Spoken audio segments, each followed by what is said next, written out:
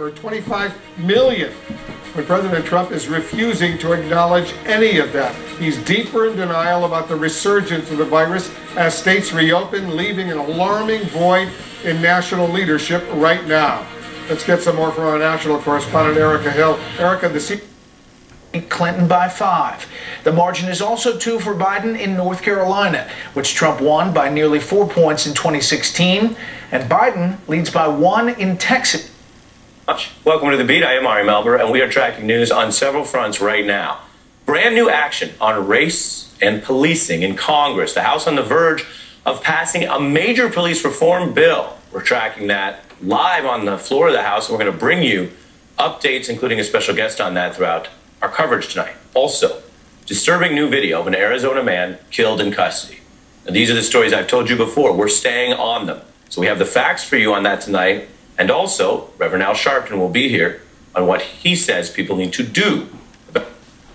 Seriously engaging with the question of reparation. I think the two go hand in hand, because if you are times. When I looked at George Floyd's brother in the eye and told him that George would not have died in vain, I meant it. To those on the other side of the aisle, I believe you meant it too, but there's questions that arise. Did you work in good faith? The Mount Rushmore Protection Act. It's legislation that would prohibit any federal funds from being used to change, destroy, or remove the Mount Rushmore National Memorial. In Sioux Falls, Miranda Page, Dakota News Now. When it comes to presidential statues in downtown Rapid City, Mayor Steve Allender says they aren't going anywhere. The mayor says he's received phone calls recently asking for the Obama statue to be removed. He also has heard concerns about been flooding this afternoon. The governor's office also says the mine draw fire was significantly smaller than originally thought. The latest estimate from the state was just 60 acres. Yesterday, fire officials had estimated it was 150 acres. Now, unlike past fires, the governor's office was in charge of all communication. Today, we had a news crew at Custer State Park. We caught up with some firefighters who told us we couldn't shoot video in certain areas without the governor's permission. Well, while the rain was a welcome sight for fire crews, this is... On Thursday, they may be at higher risk for severe COVID-19 symptoms. Video from the town of Custer, and no, that's not snow on the ground. Hail was so thick that it even started drifting in some places, and people even had to dig out their shovels to clean it up. How about that in June, huh, Jay? Bringing back indoor dining, sports, and dog runs on July 6th. Now, Mayor de Blasio said he's going to keep an eye on that data. If things start to go in the wrong direction, he will be conferring with Governor Cuomo in case there needs to be a pullback. Governor Gavin Newsom was asked about that today, too. He said he's very closely monitoring the numbers of hospitalizations and ICU beds in his state in case they, too, need a pause, which, of course, we saw in Texas today. And speaking of Texas, the state reporting its single highest day for cases just a short time ago, Wolf, 5,996. Yeah, that's so disturbing. All right, Erica, thank you very much. Now to President Trump. He's trying to act as though the pandemic is behind us when it's actually on the rise right now. Let's go to our chief White House correspondent, Jim Acosta. Jim, you have new information on the president's refusal over these few months to even wear a mask. That's right. Well, President Trump is on his way back from the battleground state of Wisconsin, where he was trying to rescue his re-election chances as the economy is reeling from the coronavirus pandemic. And we are learning tonight that the president is walling himself off from bad polling, telling advisors he does not believe the latest poll showing he is trailing Joe Biden, and the president is pushing off public health experts. Aides are not hopeful the president will ever warm up to wearing masks, we are told, as one official told us, quote, the president will never change on the mask. With coronavirus cases spiking and his poll numbers tanking, President Trump is chalking up the pandemic surge in the U.S. to increased COVID-19 testing and nothing more, tweeting, the number of cases goes up because of great testing, while the number of deaths, mortality rate goes way down. But the president is signaling the number of dead could continue to soar by the tens of thousands. Could have been stopped in China, but we could have lost anywhere from 2 to 4 million people as opposed to where it is now, which is probably 115, but it could get, you know, a little bit higher than that. But is it right to could get up to 150, could go beyond that. That's roughly 100,000 more deaths than what Mr. Trump predicted in April. Now we're going toward 50, I'm hearing, or 60,000 people. One is too many. I always say it. One is too many. But we're going toward 50 or 60,000 people. The president is still bristling at questions over wearing masks. How do you try that, especially? Why aren't you further away, and why aren't you wearing a mask? I can take a step back. No, but you're way. I mean, you're not social distancing based on the question. But hold on. In Ohio, Vice President Mike Pence was wearing a mask. In Texas, where GOP Governor Greg Abbott is pausing his state's reopening, he said in a statement, "I ask all Texans to do their part to slow the spread of COVID-19 by wearing a mask, washing their hands regularly, and socially distancing from others." In Florida, Republican Senator Marco Rubio is recommending masks too. Masks work. They reduce infections by up to 50%. It's not a big deal. Ever since the president's disappointing weekend rally in Tulsa, where thousands of empty seats were on display, dozens of Secret Service agents have now been forced into quarantine, as that agency is now asking its teams on presidential trips to undergo COVID-19 testing. That's in addition to the Trump campaign staffers testing positive and now in quarantine as well.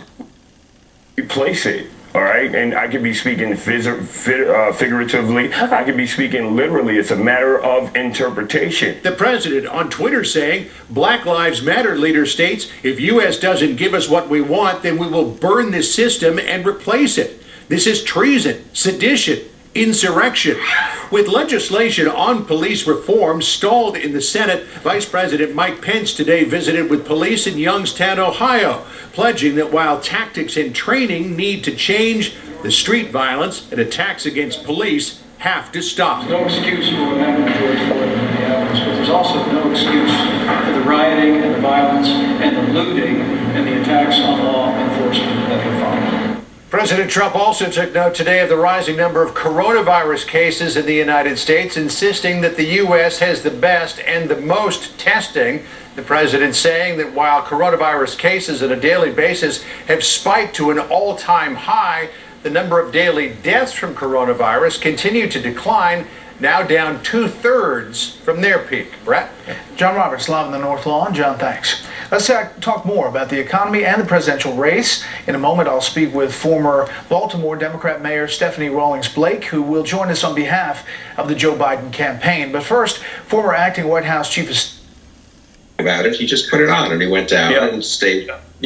And Trump can't even do something simple like that to show Americans, hey, we're in this together. We have to be serious. Well, Bill, that goes to the other thing I want to ask you and then Governor Whitman on where the politics and the landscape meets the health policy. Because to paraphrase, I think the point you're getting at, Bill, people may be over dealing with the coronavirus, but the virus is not over killing Americans. So this is a literally deadly serious challenge. If you look down in Texas, and I know you know what's happened to the Republican Party under Donald Trump, because you've spoken out about it, Bill. You had Governor Abbott as someone who has been highly conservative and tried to be yoking himself to Trump and MAGA, suddenly backing away from that on this policy. Governor Abbott pausing what had been an aggressive reopening plan, according to health officials, Bill, I'm reading here, delaying the return of city employees, Houston employers reversing course, scaling back reopening as the COVID cases spike.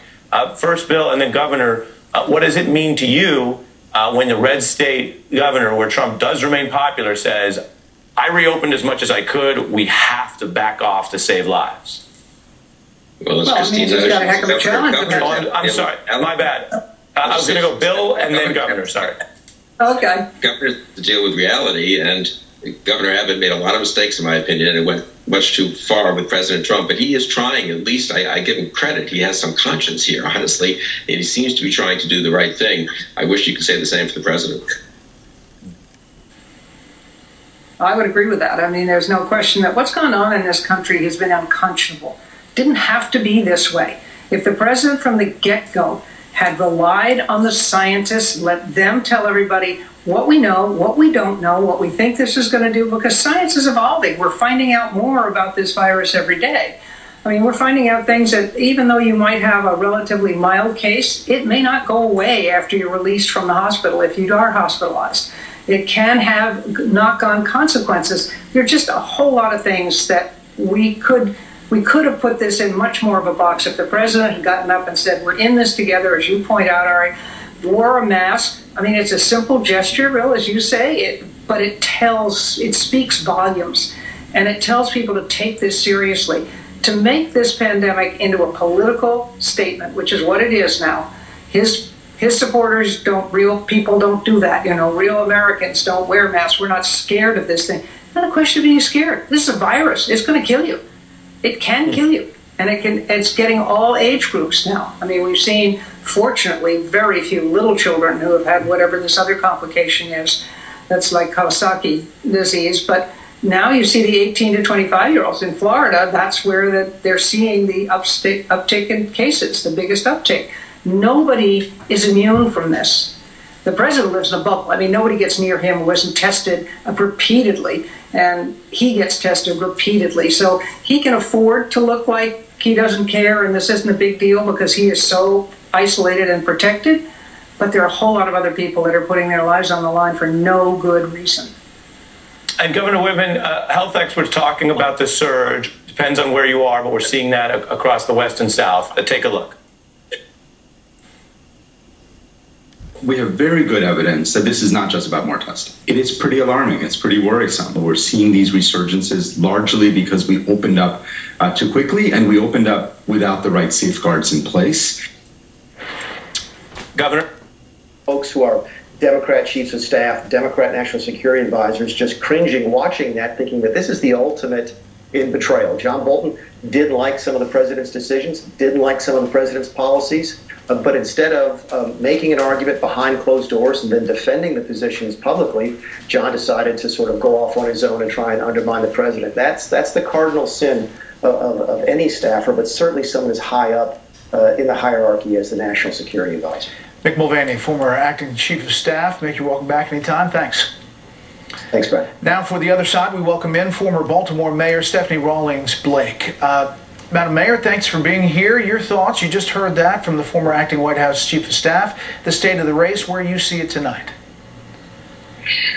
I think it's always great to be up in the polls, but the most important poll we know is Election Day. I think so many of us remember the pain that we felt knowing the polls were favoring Hillary Clinton 4 years ago and knowing the ultimate outcome. And I hope everyone understands the price that is paid when we don't go to the polls. So I encourage people, even though we are pleased and the Biden team is pleased that the polls are showing him ahead, that we cannot take it for granted. The focus needs to be on making sure that every single Democrat gets out to vote, because if that happens, Biden will win. Yeah, there's some frustration up on Capitol Hill. Republicans thought that they were close to at least starting the conversation on police reform. Take a listen to Senator Tim Scott on this.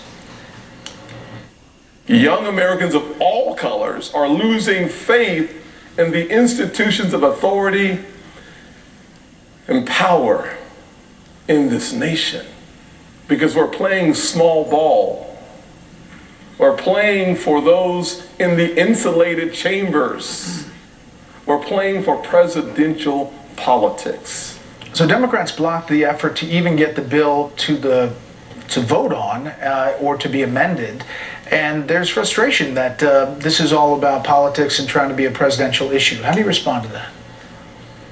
I think it's definitely frustrating for many of us to see what's going on in Congress. My hope is that some meaningful police reform will come out of Congress. But what I know from being a mayor is a lot of the leadership happens on the ground level from mayors. And I know that police reform is something that mayors across the country are taking a look at. They are engaging with their constituents to make sure that the policing for their community fits what the community needs. So while I know that it's frustrating that the reform isn't coming out of Capitol Hill, that doesn't mean that change isn't coming. So you would tell your Democrat colleagues on the Hill maybe they should have gone forward and tried to amend the bill and get 70%, not 100%? I wouldn't, I think it's important for them to stand their ground in the way that they think is important. They're there every day. They know what they need to get done. For me, while it's frustrating that there isn't more coming out of it, what I know is that, as much as they're doing, the real change happens on the ground. The work that they're doing in Congress isn't going to change the Law Enforcement Officers Bill of Rights in Maryland, which had to be amended to make sure that my police commissioner could enforce and take precautions when it was necessary against officers who had committed wrongdoing. Yeah, I want to play just one more soundbite for you, and this is. Dr. Redfield also said that about 92 to 95% of the population is still susceptible. The CDC also expanded their description of at-risk groups, and they gave a lot of medical conditions, of which cardiovascular disease, hypertension is in there. They also no longer have that age cutoff, that you're over the age of 65. They basically say any advancing age in and of itself is a risk, dependent on your underlying medical conditions. And finally, 60% of Americans have at least one chronic medical condition. And wait, I lied. That's not finally. You know the young people who get really, really sick and they didn't have any medical conditions? There is this syndrome that's evolving of these people who are recovering, and it's not pretty. It very much can resemble a chronic fatigue type of syndrome. So it's not just these people with chronic medical conditions. We know that, and we are seeing this every single day. As Governor Whitman said, we are all potentially vulnerable to this. Really important points that I think viewers can keep in mind as we make decisions that affect your community, your health, your life. And Governor Whitman, the doctor, could go into politics if she wanted to, because she knows you answer the question you want, not the question you got sometimes. She's good. I learned that. And a good sport too, and we'll keep the politics on the wings of the screen, so to speak. I want to thank Governor Whitman, Dr. Czar, and Bill Kristol, everybody in their own lanes of expertise. We'll be seeing you all again. I'm going to fit in a break, but I want to tell you about some of what we have coming. Because Land.com original online right now. The hotel industry has taken a major hit during the pandemic, but a new East Side hotel just opened up right at the height of the coronavirus in Sioux Falls. Glow Best Western Dolly Farms opened May 14th, the first Far East Side hotel in Sioux Falls. And while the first week of business was much different than they anticipated, this new boutique hotel is starting to take off in its first month of business. As soon as May 29th hit and the parks were open, we had our phones just ringing off the hook of, teams from other states ready to play. And so we had a complete sellout last week, pretty much. This week is going to be a sellout in the next few weeks with all the tournaments in town.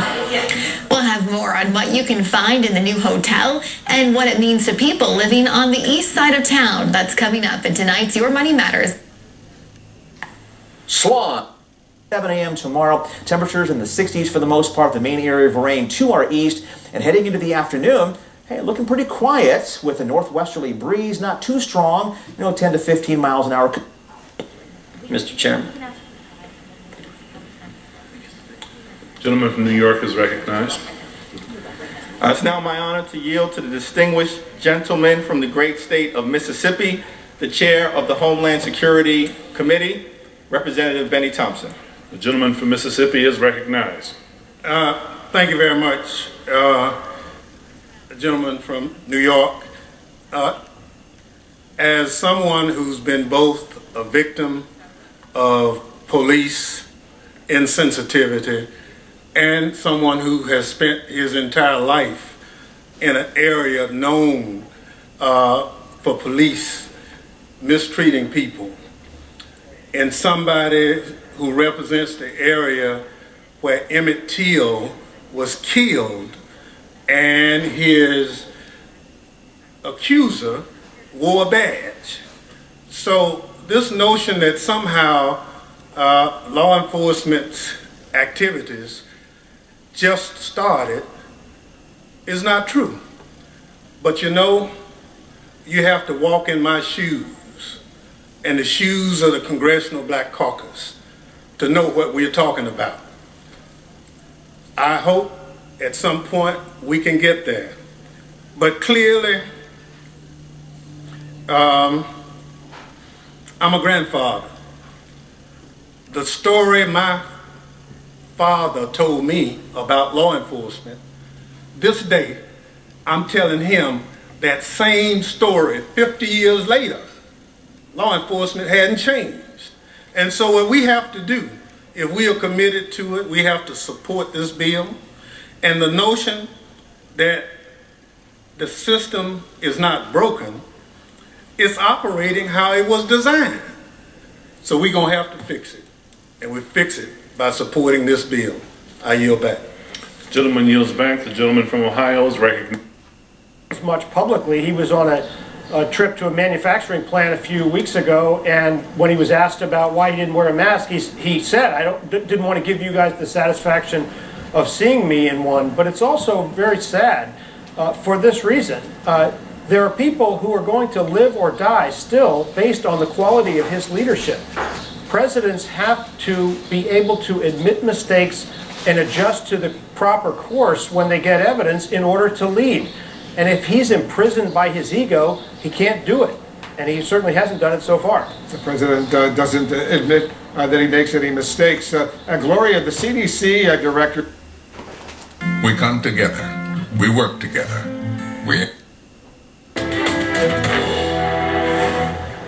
Turning to an important new story, another man dying in police custody. 3 Tucson police officers resigning already over this. The chief offering his resignation. Body camera video is brand new. So this is newly released video. The incident was in April. It shows officers approaching a house where 27-year-old Carlos Ingram Lopez was reportedly drunk and acting disorderly. It is not clear from the available public evidence which of the 3 officers was taking the video. And as always, we warn you, this brand new story that is already leading to reactions involves video that is disturbing to watch. Get on the ground. Just hold it. I'm sorry. Get on the ground. Get on the ground. Man. I'm sorry, dude. Oh, man. Get on the ground. Get on the ground. Okay, please. Please. Stop it now. Okay, please. Get on the ground. Hey, give me that hand, okay? Please, no! No! That's the ceiling. I will take it. Okay. I will take it. Get on the ground. Get out of here.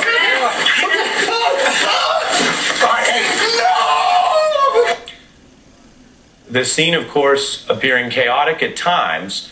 Then officers restrain him and he is face down for 12 minutes. Restrained meaning handcuffed in what is referred to in these situations as a, quote, prone position. Then he yells out in pain and he tries to plead with them to understand that he could not breathe. Please have some water. Please, man. Negative force. Just need a blanket. He's on some. Oh, I can't breathe. Can I please have some water? I can't breathe. That's captured here in this newly released evidence. He would be face down for another 12 minutes. You breathing? Hey. Hey. Roll over. What do you want to say?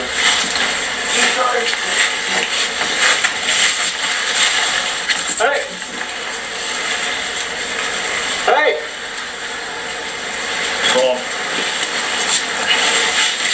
Roll him completely. He's not very conscious right now. Police eventually did try CPR. Lopez died at that scene.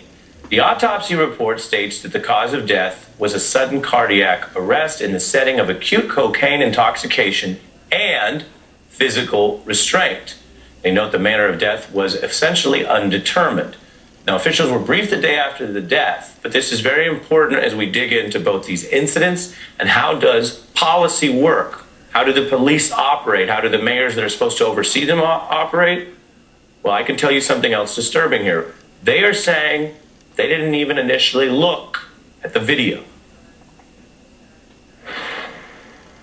There have also been questions asked about why it took so long for those of us at an executive level within the department to become aware of the very troubling actions of the officers as seen in the body-worn camera footage. Although we were briefed the day following the incident, we did not view the footage at that time. And frankly, that's something we should have done. Something they should have done, they now say. The actual live contemporaneous video of the death. Tucson's mayor says she's deeply troubled. A criminal investigation has already been launched. This is a new and developing story, and we turn now to Reverend Al Sharpton. He's the host of Politics Nation. He's the president of the National Action Network. Viewers and people around the nation know him for working on these types of issues in many, many different communities around the country. And so, Rev, I have much I want to get you on tonight, but beginning with what we're learning about this, what was wrong in your view based on the evidence in this interaction? What should happen now? Well, clearly we are looking at something that reminds us of the Eric Garner case in New York 6 years ago, and that happened after this, because this happened in April with the death 30 days ago today of George Floyd. The connecting thing, I can't breathe. Policemen are not there to make sure that they punish a suspect. They're there if they're going to make an arrest, to arrest the suspect, bring him in or her in. And if they're pleading that they can't breathe, you should accommodate that. They're handcuffed.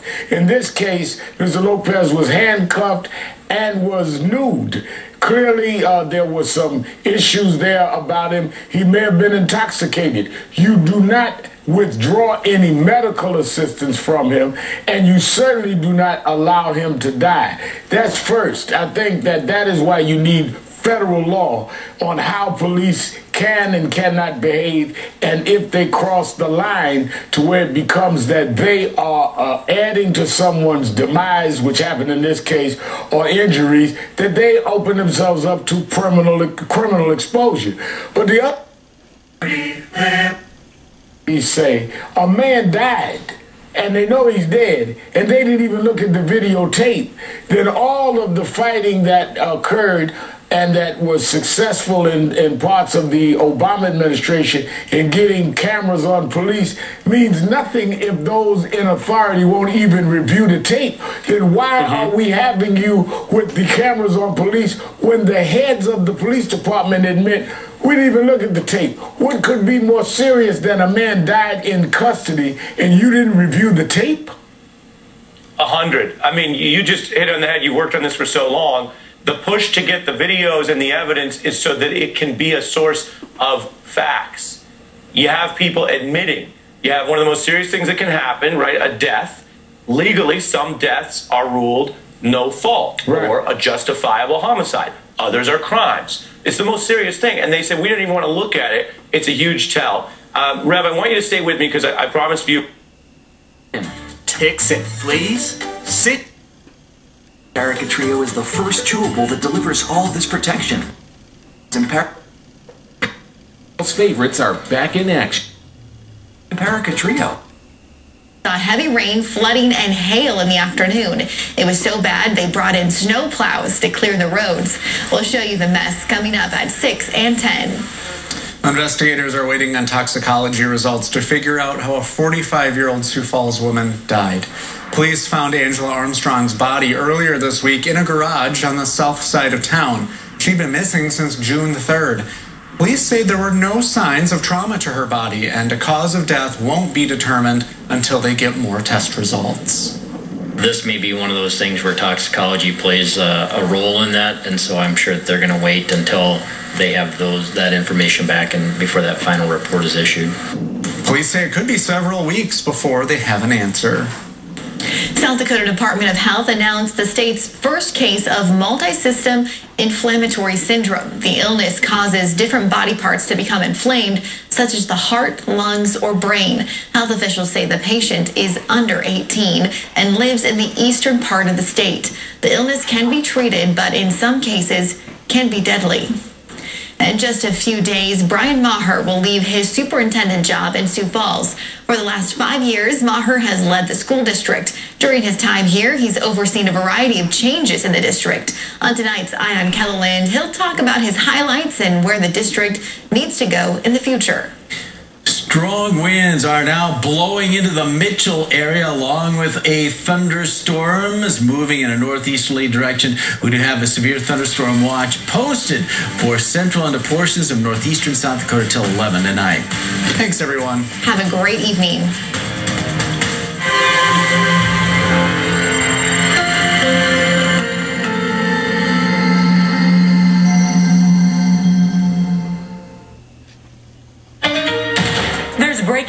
tonight, 23 million infected.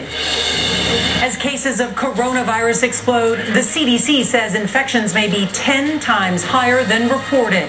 The U.S. sets its largest one-day total since the pandemic began. We're on the front lines as healthcare workers break down. I can't show my kids how sad or scared I feel sometimes. And overwhelmed ICUs fill up. Plus the new warning tonight for pregnant women.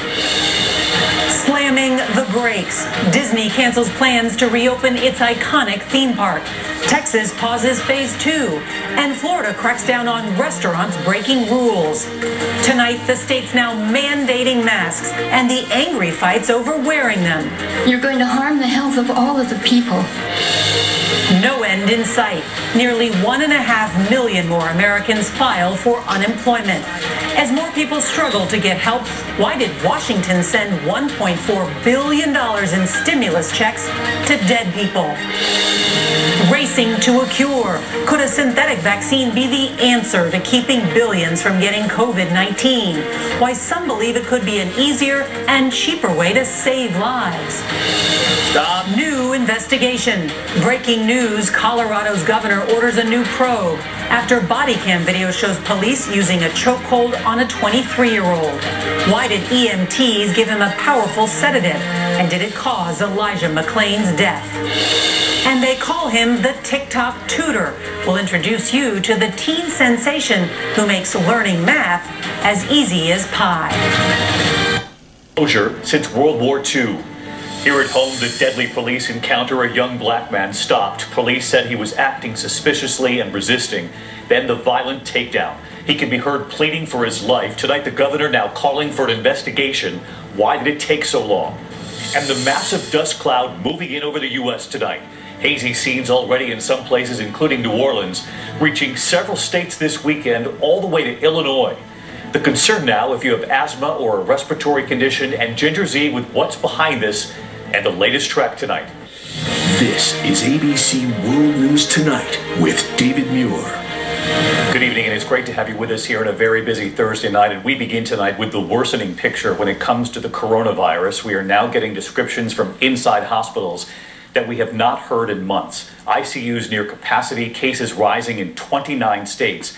The governor of Texas today forced to put a pause on the reopening there. Florida's governor addressing the spike in that state. They are in a desperate race now to keep the virus from overwhelming hospitals.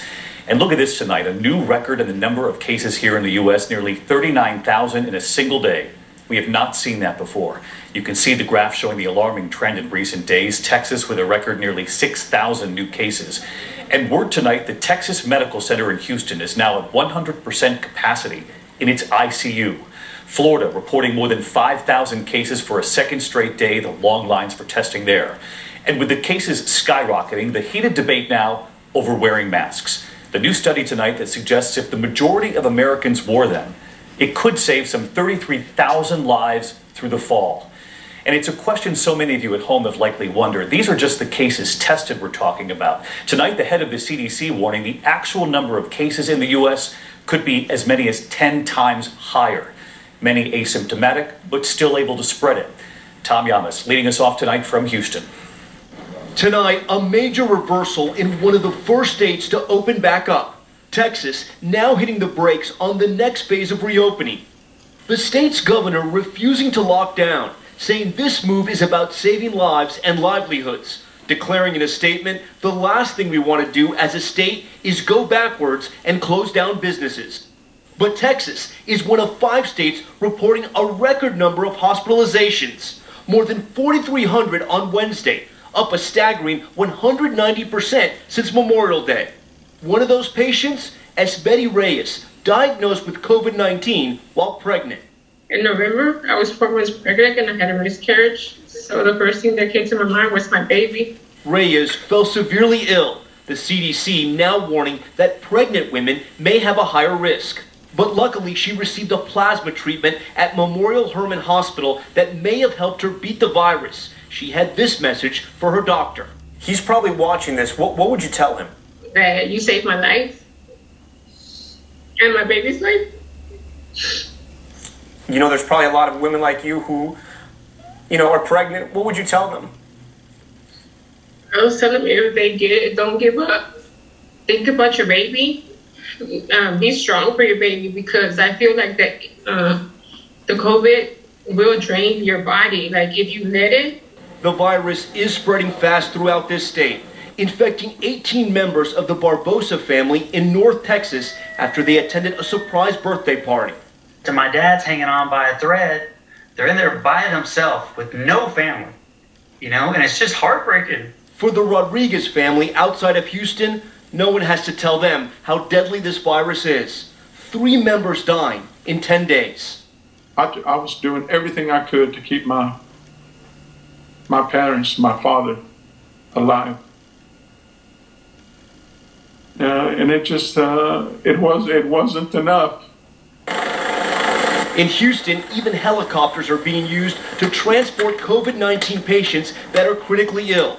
This life flight chopper sterilized with a robotic UV device. The staff on board telling us about these difficult missions. The patients that we are transporting are some of the sickest of the sick COVID patients that are out there. These patients are on ventilators. They've been paralyzed with medication. Across the country, a record-breaking day in the worst way. Nearly 39,000 new infections in the past 24 hours. Numbers not seen since the peak of this pandemic. And tonight, the CDC warning the actual number of coronavirus cases may be 10 times higher than reported. Our best estimate right now is that for every case that was reported, there actually were 10 other infections. The CDC estimating 20 million Americans may have been infected, 6% of the country, and that more than 90% of the population is still susceptible to the virus.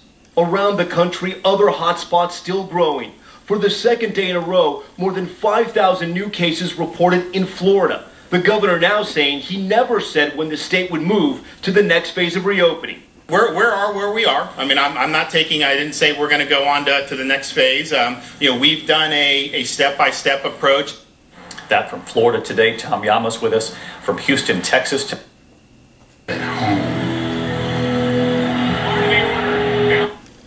They're leaving the people on the ground, the foot soldiers, to actually look after themselves. They're delivering the judge, the jury, and the executioner upon the feet of police that are on the streets without any type of supervision. And these guys, they understand that. So when they go out and they rough a guy up, or they choke him to death, or they treat him inhumanely, they understand that there's nobody watching. And that's why it continues to get done. Yeah, and to your point, and we saw that in the Floyd case, Garner came up earlier today, we've covered these stories. Americans are confronting the fact that you're witnessing extrajudicial killings, slow executions. And what do you want to do about that? And both of you obviously have worked on that. I have to turn now, Isaac, to something that mixes in with your life story, which is obviously a lot of hardship. But at the end, if I may, always kind of cool if they make a TV show about someone's life, right? That's not that anyone would trade for that deal. But if I may be positive, there you are. So let's take a look on ABC at how they're making a show out of your life. Let's take a look.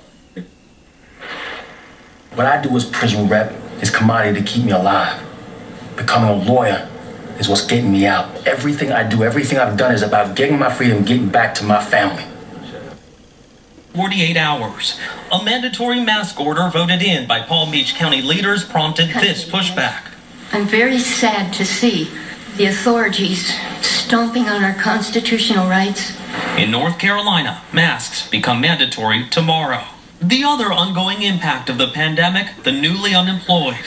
Nearly 1.5 million new claims last week alone nationwide. Actor Jussie Smollett to stage a racist, homophobic attack against him, said in a new statement late today they will in fact testify against him. The Colorado governor now appointed a special prosecutor to investigate the death of another black man put in a chokehold by police. At Stanley Steamer, we love homes. It's why we started cleaning them up. The ruthlessness and callousness of law enforcement, but the total disregard, the kind of, another day at the office attitude of taking a man's life. Slow, and it wasn't just, a shot in the back and an instant kill. It was a slow, torturous death while he begged for his life and while the people on the sidelines was also begging on his behalf. For the first time, the public was able to see that thing play out, that kind of scenario play out over the course of 10 minutes. And so it woke them up to what the reality is. And that was one of the things, and you know, that's very, very important. Education, the public's understanding of how our government works, how law enforcement works, how culture is embedded in not only law enforcement, but the way they treat other people. It's very, very important because, you know, one of the things I always say, you know, if you don't see yourself in a person's pain, you're not going to do much to help that situation. Yep. You know, until we're educated, and until we begin to see ourselves, nothing is going to change. Amen to that. I'm running over on time. I want to give Janelle a final thought. I would just say, you know, I'm grateful to have heard, I guess, what was just said, because it's a really important point. We have a justice system that I think we like to describe in one way as the envy of the world, and then I think for many people there is a dawning recognition that it functions day to day on the ground level in a very different way. And the responsibility for trying to close the gap between what we say we want and what we say we have and what people are actually experiencing is falling on individual citizens and people who are willing to stand up and challenge what is happening. Well put, a point for us to meditate on. I will say for viewers, you can always find Janelle and I on MSNBC.com and wherever. Isaac, is there anywhere for people who are interested in your story where they might be able to find you online? It's streaming live on Hulu. They can binge watch it now before season 2 comes out. There you go, and learn a little bit about your story. Isaac Wright Jr., really fascinating. Janelle? For a Medicare Advantage plan that includes... So Donald on The Last Word a little bit later tonight at 10 p.m. Eastern, so be sure to tune in for that. But don't go anywhere. All In with Chris Hayes is up next. Tonight on All In, national emergency. The pandemic crisis is getting worse, and the president is moving to kick Americans off their health insurance.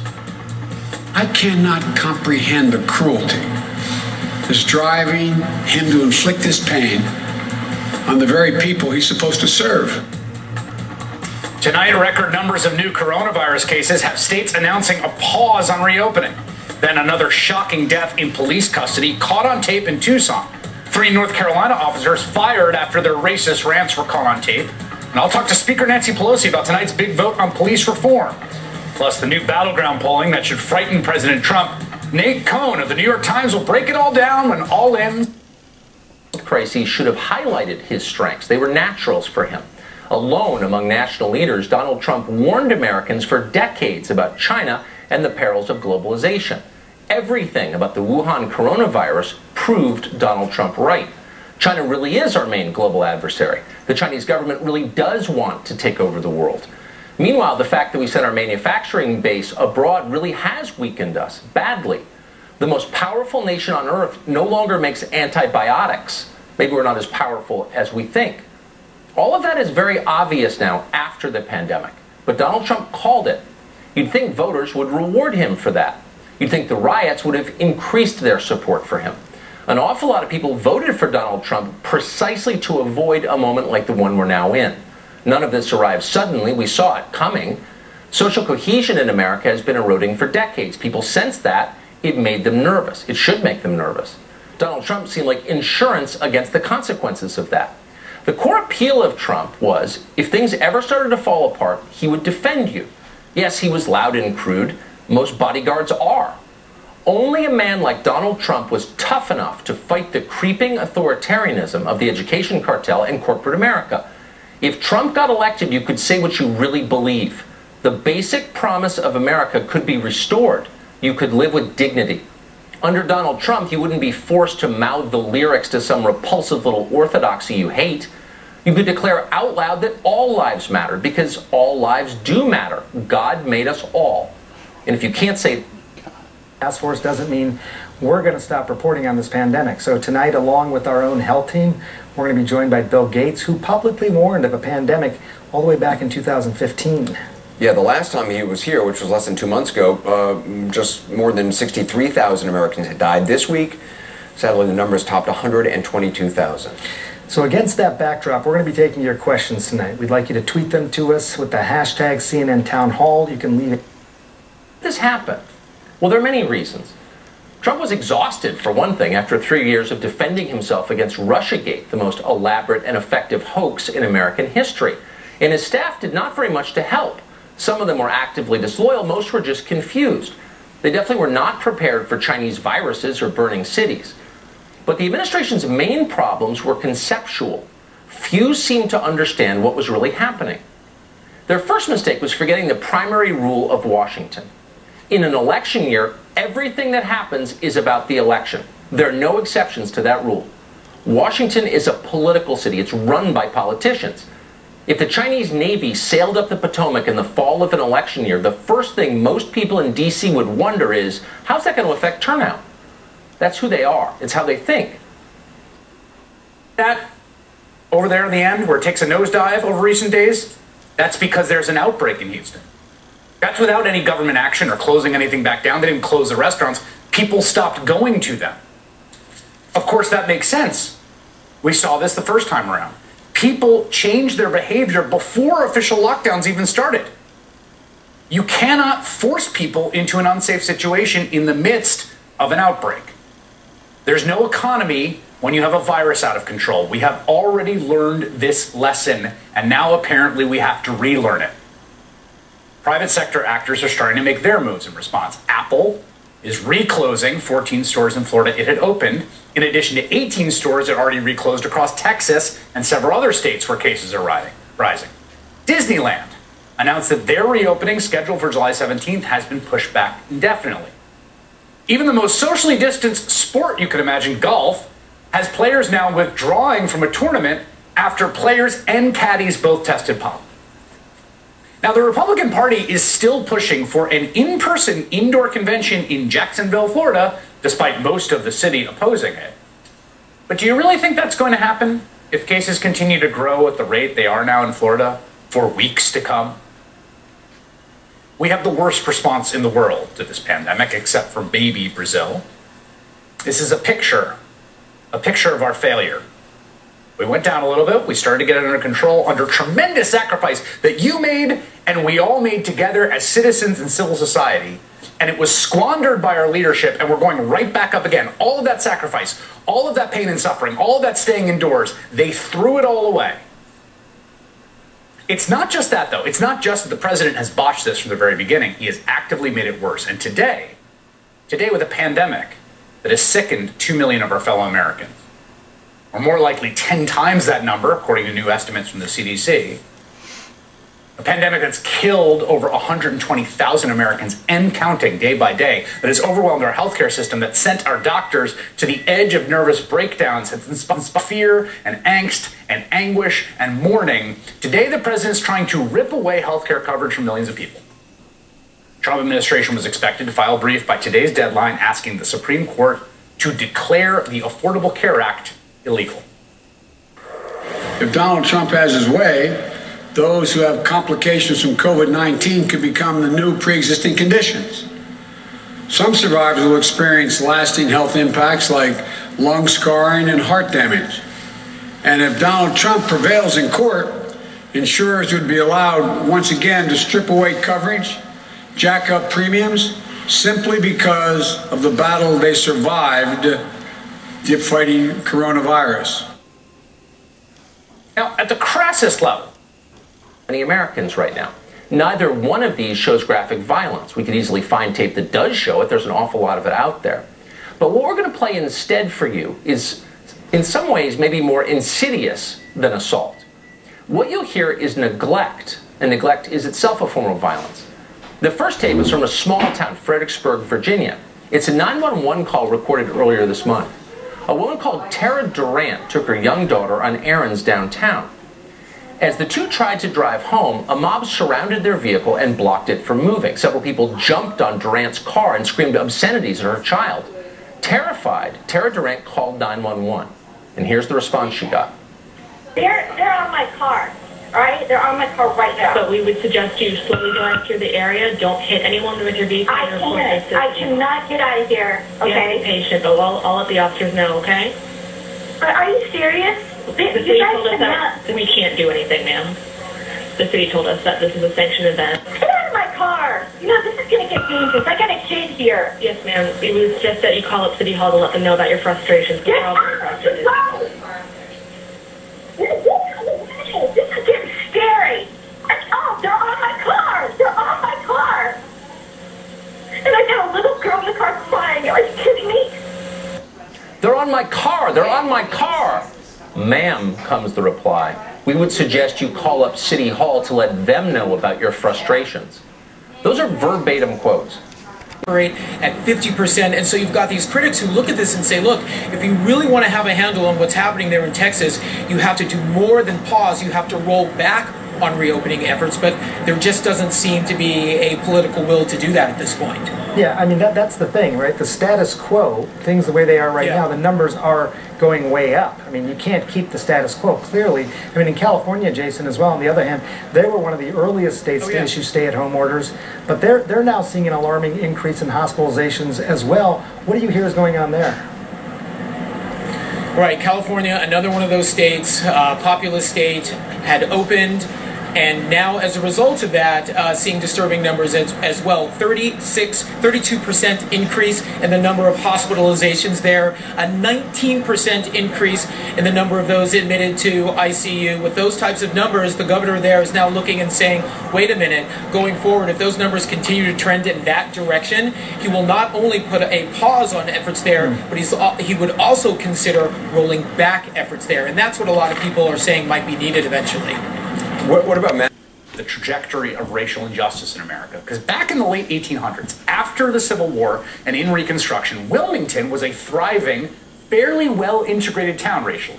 That was thanks to the post-Civil War project of Reconstruction, which used the federal government to actively seek to integrate freemen and women as full citizens, to give them rights and more. And then came what was arguably the only coup d'etat in U.S. history, when a white supremacist mob violently wrenched power, overthrowing the city government, killing at least 60 African Americans, slaughtering them, wrenching power back with terrorist, white supremacist, fascist violence to regain white supremacy. A key moment in the destruction of this nation's project of racial equality and reconstruction. And the system those racists built, that is a system upon which we now stand. To the point where in the year 2020, Wilmington police officers are fantasizing about a race war where they could shoot black people that would put black Americans back about 4 or 5 generations, back to what happened in that same city. And in the decades following the 1898 coup, the racist who seized power, well, they took a kind of victory lap. They erected statues, Confederate statues, to celebrate their victory, to send the message to the people they had killed and slaughtered and beaten out of power that they were in control. But last night, 2 of those statues came down on the order of city officials. We are now in a moment we are seeing things brought to light that were buried before. At least some of us are seeing things that were brought to light buried before. Many Americans have been seeing it the whole time. And in the city of Tucson, there's another new recording that will make your blood run cold. That's next.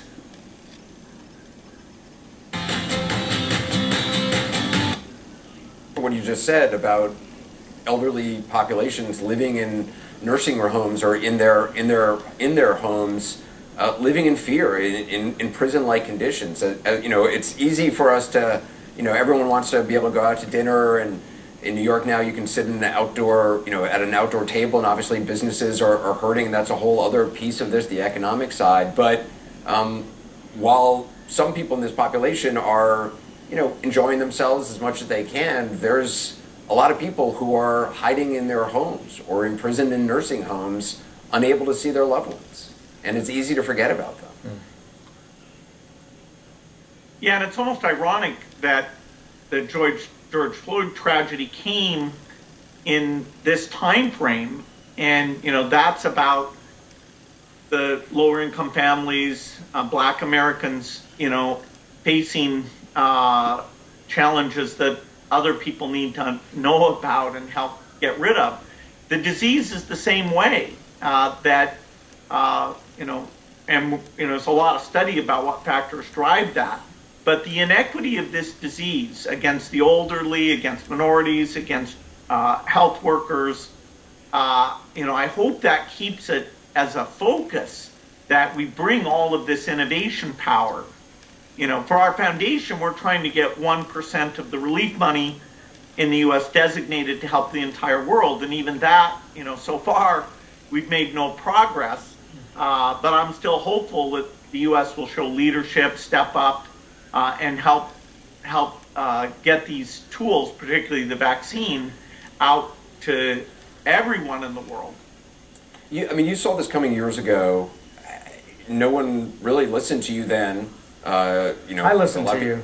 A lot of people watch your TED Talk, but the changes weren't made. The tens of billions of dollars you talked about that would be needed to invest in you know, fast tracking vaccines and in monitoring zoonotic viruses and the like, it wasn't spent. If authorities are listening to you tonight, what is your advice, or leaders are listening to? What's your advice, and is a vaccine the only avenue to this ending, or what happens between now and then? Well, testing numbers will keep going up, and there's some breakthroughs there that could get us into you know, much larger numbers, what I call mega testing. The therapeutics work, dexamethasone, that's real, that's great. You know, some new ways of formulating remdesivir, and there's 2 other drugs that in the assays show effectiveness. You know, we will get the death rate down. Monoclonal antibodies are about the only thing that could get it down dramatically if that works out, and we'll know by the fall. We do need to think about the world here, and you know that I'm still pretty disappointed.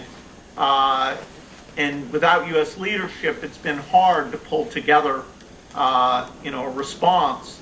And now the developing countries are bearing the brunt of the burden. Brazil it's very tough there. India's starting to be very tough.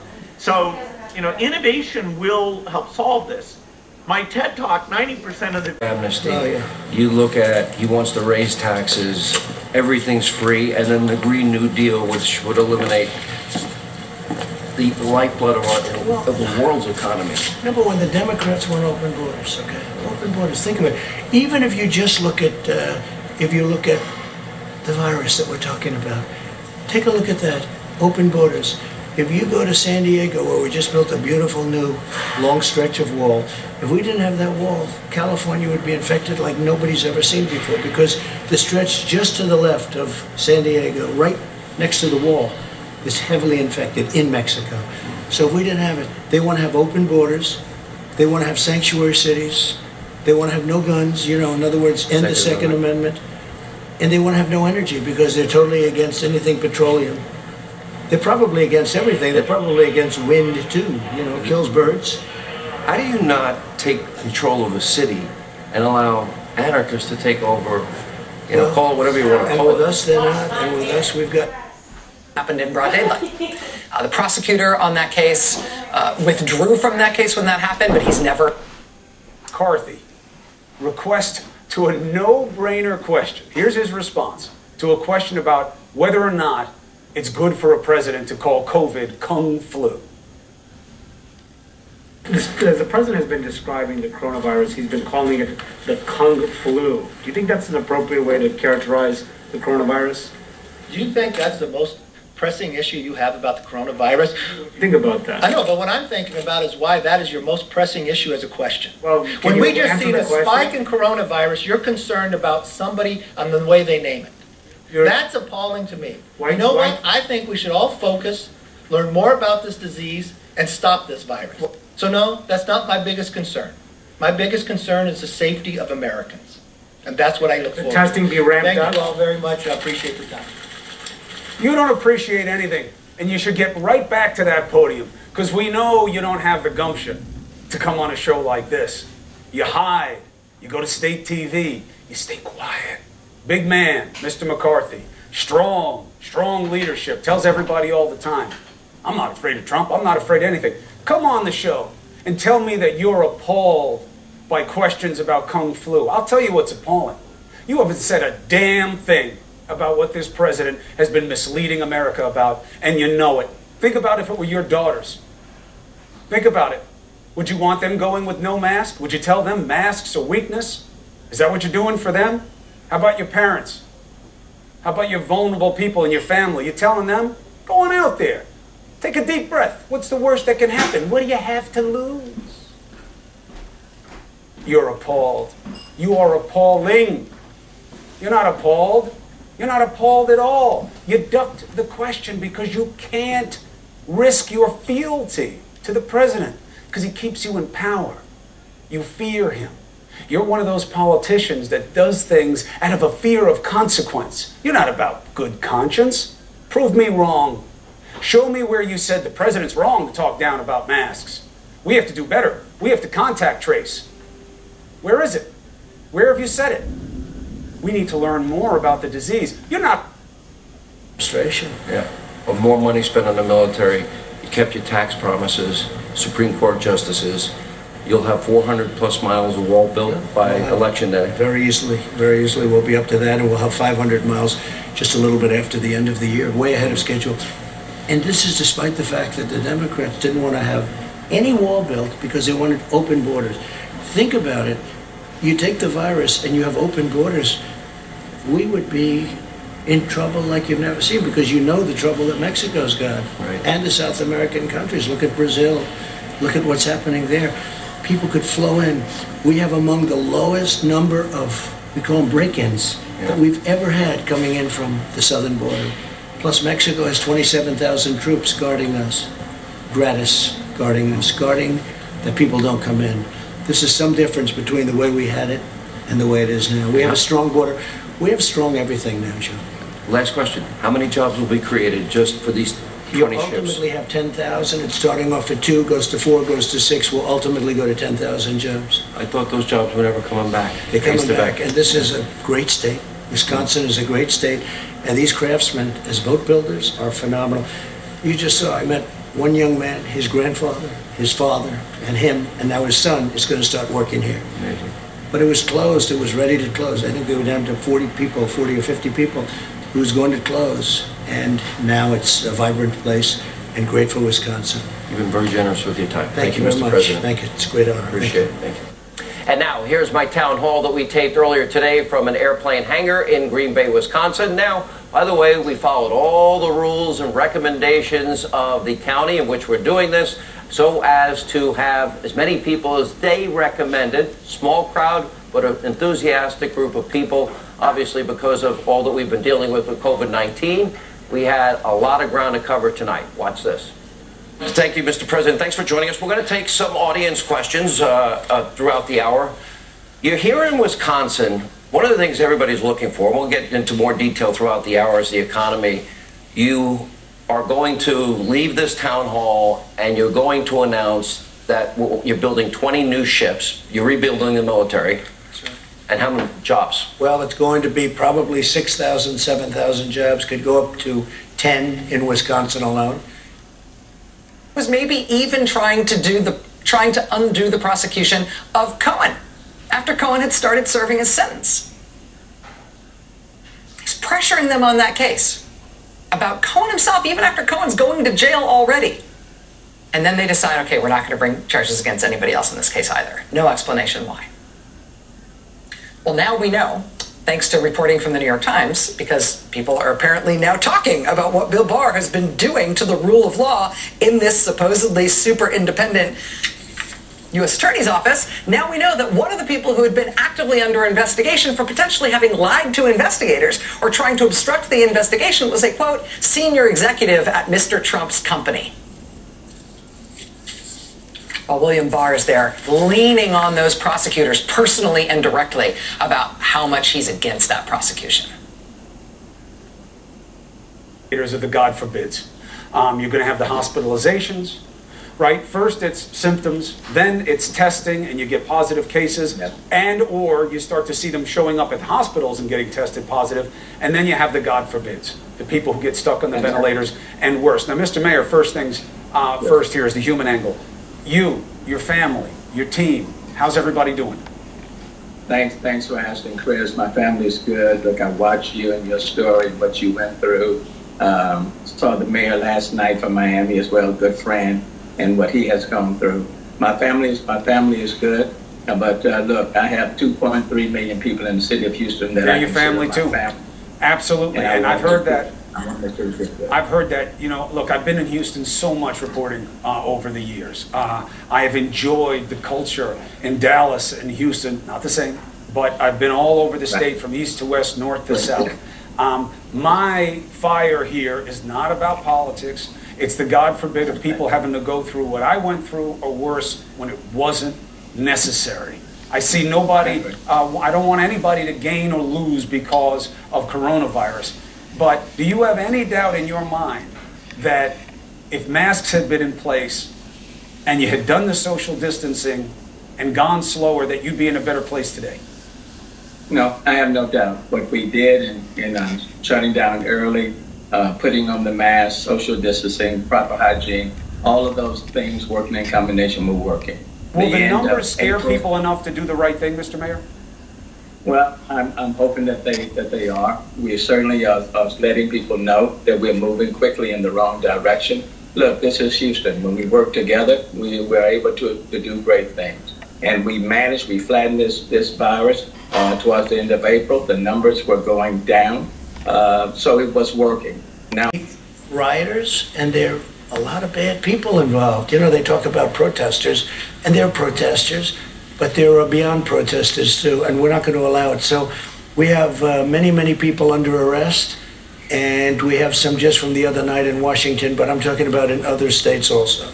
You've offered help to New York? Excuse me, by the way, and Washington is not D.C., not a state. Because if I say that, a little statement like that, sometimes I'll say, should I correct myself? Because the fake news will say, he thought D.C. was a state. So I just want to make that clear so they can't do it. Okay. Always they predicting do that. Oh, by the way, they do it all the time. You know what I mean? Let's talk about these states, though. You see your old city, you're now a Florida resident. You're going to save a lot of money on taxes. There's no state income tax in Florida. But you see New York City, 350% increase. You see in Chicago last weekend, 102 of our fellow citizens were shot, 12 were children, and 14 died. The carnage existed all throughout these years that Joe Biden was vice president, Barack was president. I don't know any reforms that they put in place after Ferguson or after Baltimore or many other incidents. They did virtually nothing, and I call him Corrupt Joe. He's corrupt, and you look at that administration, they have had more. And wait till you see what's happening, because you saw the notes now from the Oval Office meeting and all of the things. We're going to get to that. What's happening is a disgrace. This is a corrupt situation. We caught them spying on my campaign. They were spying. I said that a long time ago, remember? But I said it without great knowledge. It turned out to be correct. They were spying on my campaign. And if that were the other way around, if it was switched with Democrat and Republican, the opposite way, you'd have people in jail for 50 years for what they did, because that's treason. That's a terrible thing what they did. And what they've done to people like General Flynn and like others is disgraceful. I want to get back to that. I want to stay on this issue, though. We've ever had African American, Asian American, Hispanic American, women, young people without a diploma, young people with a diploma, college, everything. We had the best numbers we've ever had, the best economy we've ever had. I was absolutely doing a number on China. Not that I want to, but we're taking billions and billions away. China ran away from us when they were going to take over our country.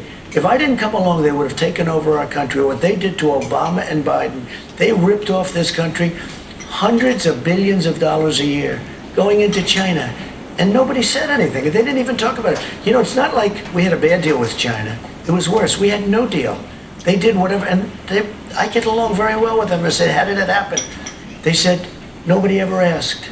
Nobody said we're going to make a deal. We're taking in hundreds of billions of dollars worth of tariffs, and we're not paying for them. China's paying for them because they devalue their... Because it is. The reality, however, is even worse. Because of this CDC announcement today, to me, it's the headline of the day.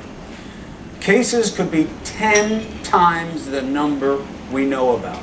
Why? Because we're still not testing enough. Trump says we should slow the testing down. Yeah, because he believes the more you know about the reality, the worse it will be for him and the recovery he believes he needs. We can't allow that kind of leadership. You need proof of the argument. Didn't have to be here. And we cannot count on leadership from the top to get us out of it. But that's why I'm making an appeal to the state leadership. not just my brother. I'll have them on from anywhere, any municipal level, to talk about what the right measures are to kind of spread the word. And that's why I was so happy to have you on tonight to talk about this new CDC headline. The number could be 10 times more. What does this tell us about what we've learned about testing and what we need to do in terms of testing to get a better handle on this? Well, clearly testing needs to expand even further. We need to make sure that everyone who's ill with appropriate symptoms gets access to a test. We need to focus tests where they're needed. Nursing homes, prisons, institutions such as businesses where there are outbreaks, migrant agricultural workers, high-risk populations, to really find out what the extent of the infection is here in the United States. It's out there. It's spreading much more widely than even the statistics show. And everybody keeps saying on the federal level, you know, we're doing more than anybody else. It's not true. It's not true. We need to do better, and the cases are telling the story. There are very few cases. And sometimes I jokingly say, or sarcastically say, if we didn't do tests, we'd look great. But you know what? It's not the right thing to do. Treatment, vaccine, where are we? So I think the vaccines are coming along great, and I think what they call therapeutics are coming along great. And I think we're going to have an answer very soon indeed. I think it will be even before the end of the year, we'll have a vaccine. We have great companies, and we're totally mobilized. You know, military is doing it. We're ready to go. As soon as they have it, we will be distributing that all over the country. Let me go. You talked about my list earlier. So Joe Biden was vice president for 8 years. He has a record that at some point, I assume, somebody might have to ask him, or maybe you will when you debate him, if he shows up, which is a question we'll find out in the future. But 13 million more Americans after 8 years were on food stamps, 8 million more in poverty, the lowest labor participation rate since the 70s, right. Worst recovery since the 40s, lowest home ownership rate in 15 years. Now I look at your record. Skin guard. It has a guard between the blades that help. Mississippi speaking tonight.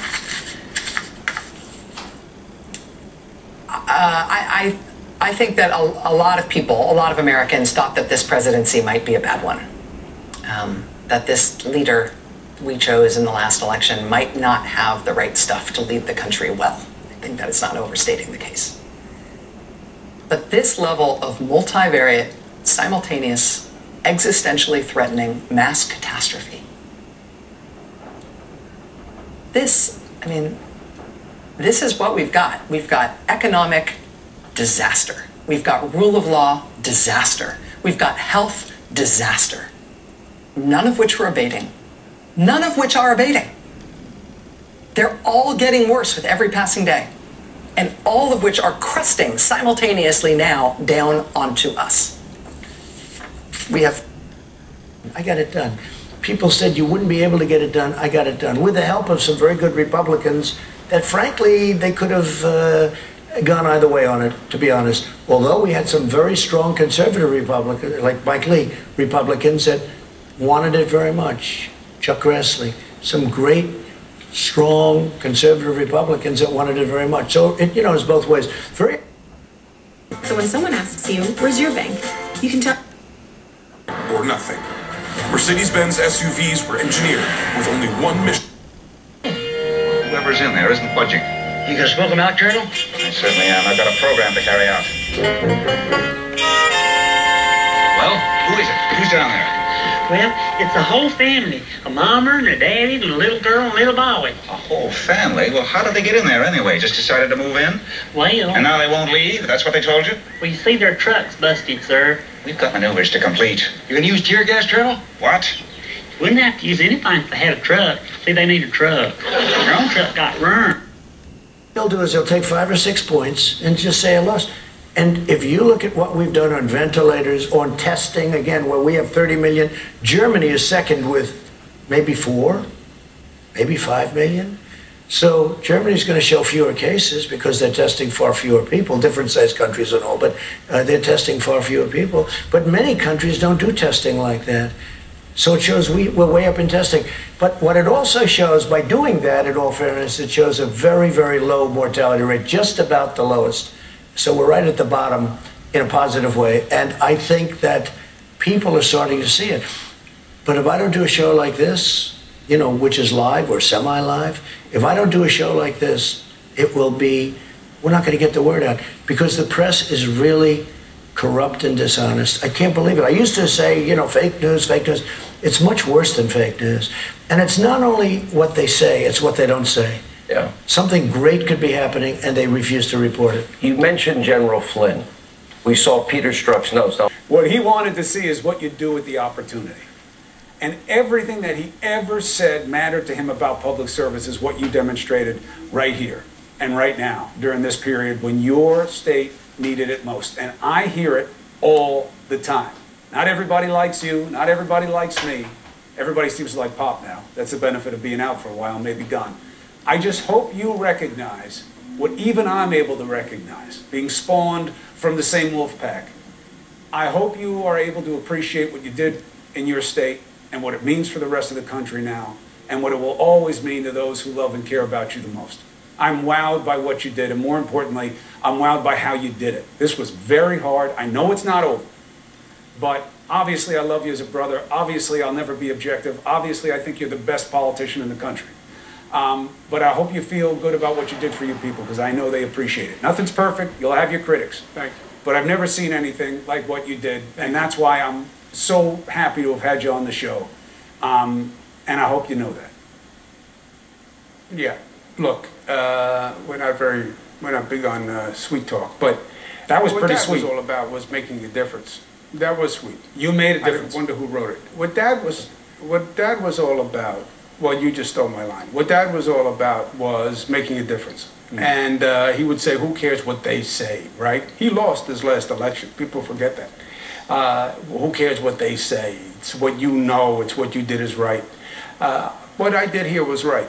And whatever, you know, was a political no-win. As you said from day one, you have people on both sides, and you couldn't make anybody happy. So you just do what's right. I did what was right. I'm comfortable with what I did. I think the facts bear it out. I think the numbers bear it out. I think we saved tens of thousands of lives. But I did what was right. And you do what is right. You tell the truth. You get up every night and you tell the truth, whether they like it or not. This is the truth the way you see it. And that's all you can do. So I hope he'd be proud of me. He talked to me a lot through this, by the way. 111 days. I did a briefing every day. I couldn't sleep at night. I'd close my eyes and I would say, what would Pop say? And he spoke to me and he helped me tremendously to get through it. But what you do is the same thing. You're doing the right thing, and that's all we can do. Love you. Go to work. I love you very much. I appreciate you being on. I'll see you soon. Thank you, brother. Same. Unusual times, right? He's my big brother. I love him. Of course I'm not objective. But let's call it straight. Look at the state. Look at the numbers. Look at New Jersey. Look at Connecticut. Look how they came together. Yeah, he's my brother. That's it. There's no question. I could cry about it in a second. But the results are there for all to see. Was it perfect? No. You tell me what is. But look at the state our country's in. And if you don't think this is going to be reflected in what happens in November, then you haven't been paying attention. We got new poll numbers for you. And this isn't about President Trump being worried or not. This is about the state of what this country is demanding. Okay? There are people who are going to be worried on the Republican side. Polls are just a snapshot of a moment in time. But let's see where we are right now. Next. Ta-da! Did you? Let's go to hell. We care more about the election than we do working with Senator Scott. Probably a low point in my career, right on par with Kavanaugh. You know something, Senator Scott? I like to look at Joe Biden's been in politics nearly 50 years. You mentioned his past. What about his past on segregation and praising Robert Byrd? He hasn't, right? That's his past. Also, Lyndon Johnson counted on Republicans for the 64 Civil Rights Act, the 65 Voting Rights Act.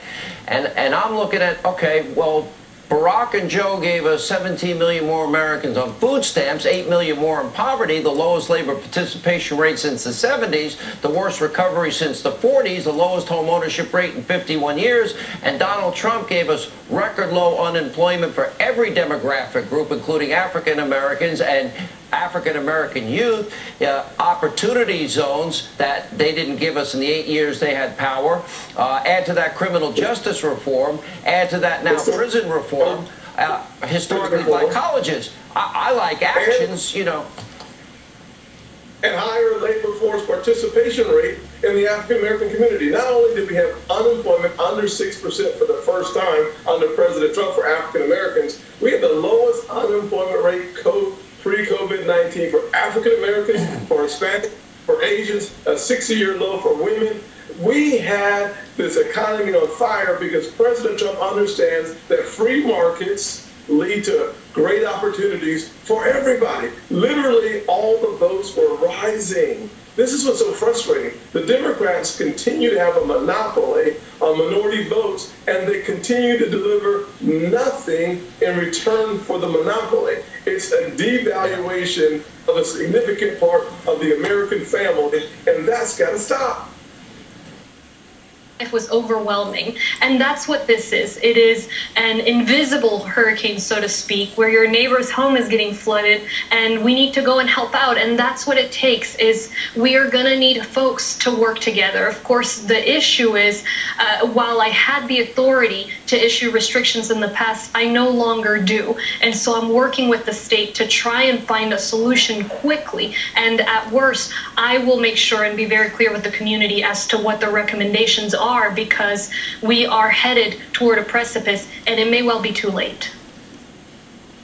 If you did have the authority to issue restrictions in Harris County, in Houston, in terms of people's behavior and what should happen, what would you order at this point? What do you think would be necessary in terms of mandatory restrictions? So you have to remember, Harris County is Houston and 33 other cities. It's a large area. And we know what doesn't work. That is the status quo. That is the ability for people to go to bars, restaurants, clubs. I've been saying we're at the second highest alert level. We've been on that for a couple of weeks. So I've been asking the community not to do that. But recommendations is just human nature. Folks think and get the sense that life is back to normal. What we know works is a stay-home order. Do I want to go there? No. From the beginning of the reopening, I've said I'm committed to making it succeed, and we've pulled out all the stops on tracing, on isolation, on quarantine options for first responders, on this medical shelter, work with...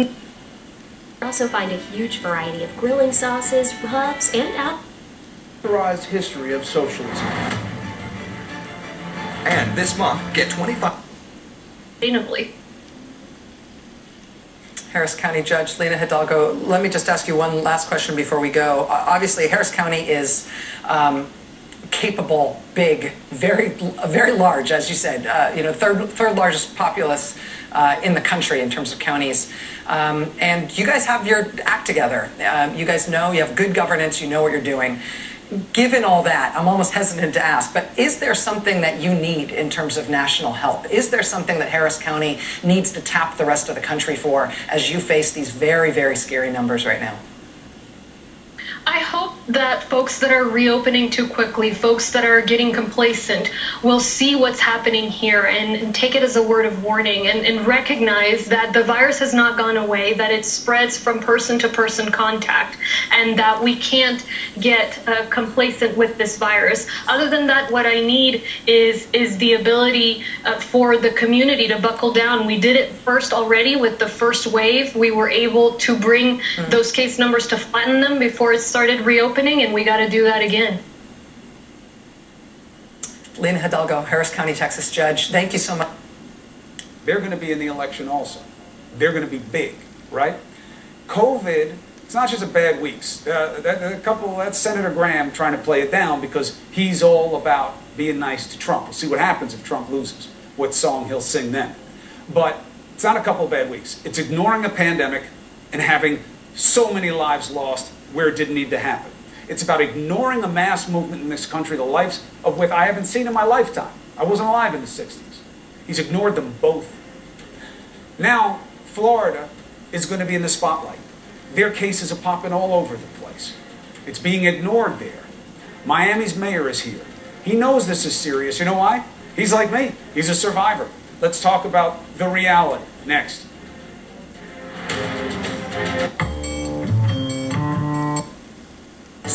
where green holes meet blue holes. We assert the independence in everything we do, whether it's through requesting information from the agency. We would, kinds of investigations. And yet, these cannabis investigations accounted for a full 29% of the division's full review investigations last fiscal year. For context, these kinds of investigations...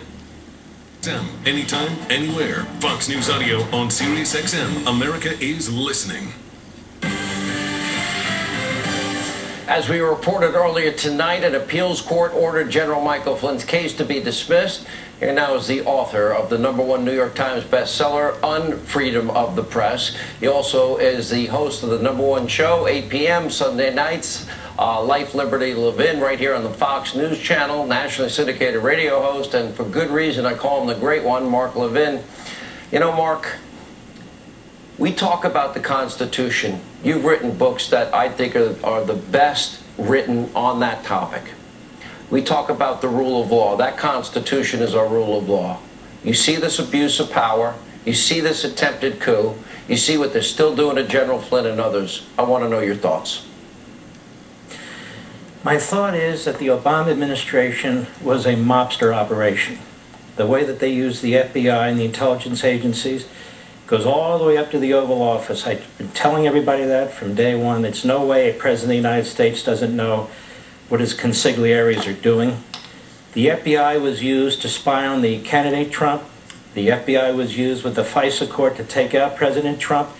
It was coordinated with the Hillary campaign and their phony dossier.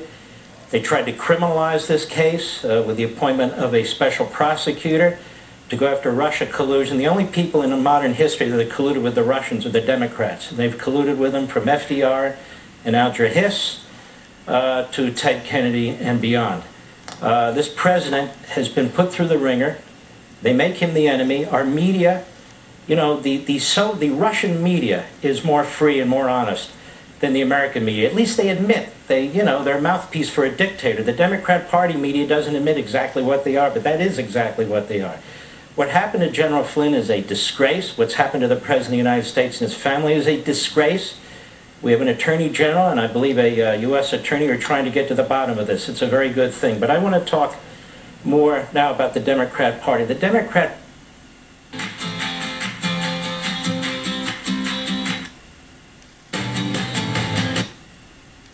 Party was where so many of the Klansmen found a home. The Democrat Party supported segregation right up to the 1960s. It was the Republicans who passed, really with supermajorities, the Civil Rights Acts and so forth and so on. But because the media in the back pocket of the Democrat Party, the one and the same, the history of the Democrat parties never told. The Democrat Party never supports Americanism. Even today, democratic socialism. How about Americanism? Now, I want to talk about something. I'm watching these monuments come down, the Jefferson Monument, the Washington Monument. I want to ask these people, these are Biden's Bolsheviks. That's what they are.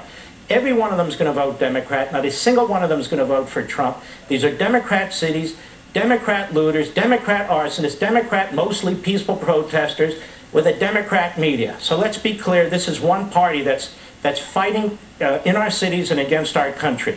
But I want to talk about Biden's Bolsheviks. You know who these people are? These are former Bernie Sanders supporters. That's exactly who they are. Black Lives Matter, the co-founders, they said they want to get Trump out. These are Bernie Sanders supporters. And they become mercenaries, Bolsheviks, for Biden.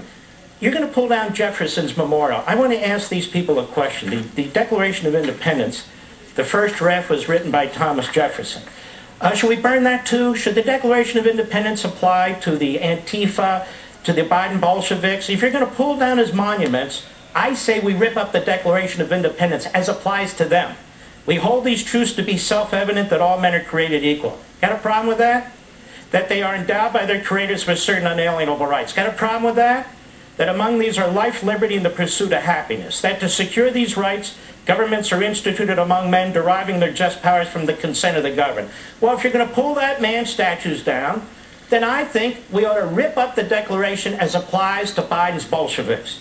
Now let's take a look at... Chris, I really appreciate it. And I know you and I are still figuring out why we're not completely right and that there's going to be a story to tell with this virus that you and I are trying to figure out ourselves. We'll put that into the future for some conversation someday. Right now, the governor says, well, you know, masks, tough to enforce, and you know, it would take a lot of resources. That may not be the best use of resources. All the experts are saying masks are the best use of resources. Your take? We implemented a mask rule in public this week because, like you said, we saw you know, a record number of cases the last few days in Miami-Dade County. And to put the numbers in context, when we ordered stay-at-home, when we put into effect a stay-at-home order, the high water mark was 533 cases. Well, we had 2 days this week where we had 900 cases, which is, you know, twice the high water mark in late March when we issued a stay-at-home order, which we knew was incredibly effective. If we don't want to go backwards, the only option that we have right now is to order masks in public.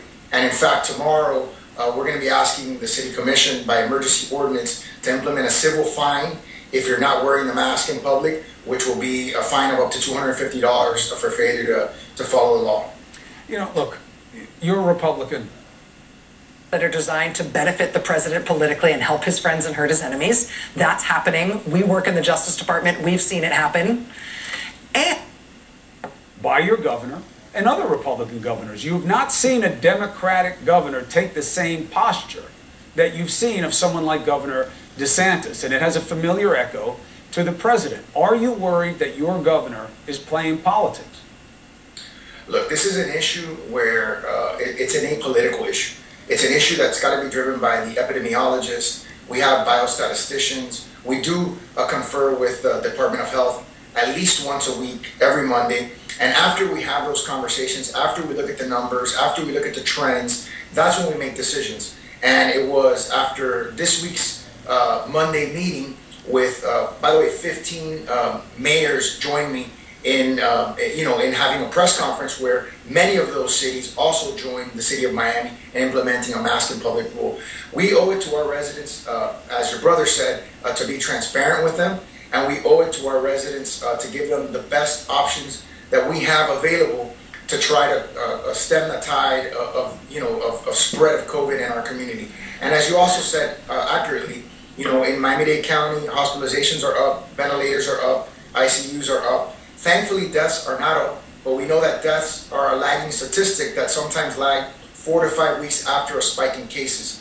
We're also hopeful that because it seems like a majority of the increase in cases is in 18 to 35-year range, we're hoping that that's not something that bleeds into the older population, which is, of course, more vulnerable and more likely. Yeah, I'm with you on that. You know, we had these we had these women on, young women, who were in Jacksonville. And they had gone out, you know, again, the governor and the messaging was, you don't really need a mask, you're going to be okay. They go out, all 16 of them get COVID, and 7 of the people who were working in the bar. The concern with the younger people is, you're right, that they're not getting as sick, and many can actually be asymptomatic, but they are more likely to spread it to people who don't handle it as well, and then you have a real problem. What's your message to people tonight? My message to them is to follow the rules, to please do everything you can to wear masks in public in the city of Miami. You know, it is difficult to police, there's no doubt about it. It's going to, you know, just like it was difficult to police when we had a stay-at-home order. We weren't literally able to knock on every single door to make sure that people were home. But the reason why we put these recommendations in place is for our own safety and for the safety of others. So my recommendation and my message is to please wear a mask when you're in public, so that we can do everything that we can to make sure that we reverse these numbers and go from a situation where we've had record numbers to getting things back under control and continuing to hopefully open our economy safely. Mr. Mayor, you were always offered a platform on this show, not just because you're a Republican and I need voices from both sides, not just because we are COVID cousins, because we both lived through it, but because you have been straight about what's going on in your community, and you have not dealt with the politics at all. And I respect that, and I'm sure your community does as well. I don't usually have better-looking men on the show, which is why I like having Andrew on. But in your case, I have to make an exception. Mayor Francis Suarez, God bless, the best to you and the family. Bless you. All right, ahead. We have news in a case that we've been following very closely, the Ahmaud Arbery murder investigation in Georgia. Of course George Floyd matters. Of course Rayshard Brooks matters. They all matter. We forget the names. There are so many of these cases. But in the new indictments, there's a step that's been taken by a community that is rare, and they reveal things that we must review. Next. You can't predict the future, but a resilient business can be ready for it. A digital foundation from VMware helps you redefine what's possible. Knock, knock. Your Nutrisystem delivery is here. Any place. So when you get a check, you can deposit it from here. And you can see your transactions and check your balance from here. The desecration of Edward Levy's service. I should point out that Edward Levy's portrait hangs where it hung when I... We're going to make, part of our duties is to make policy recommendations to the director to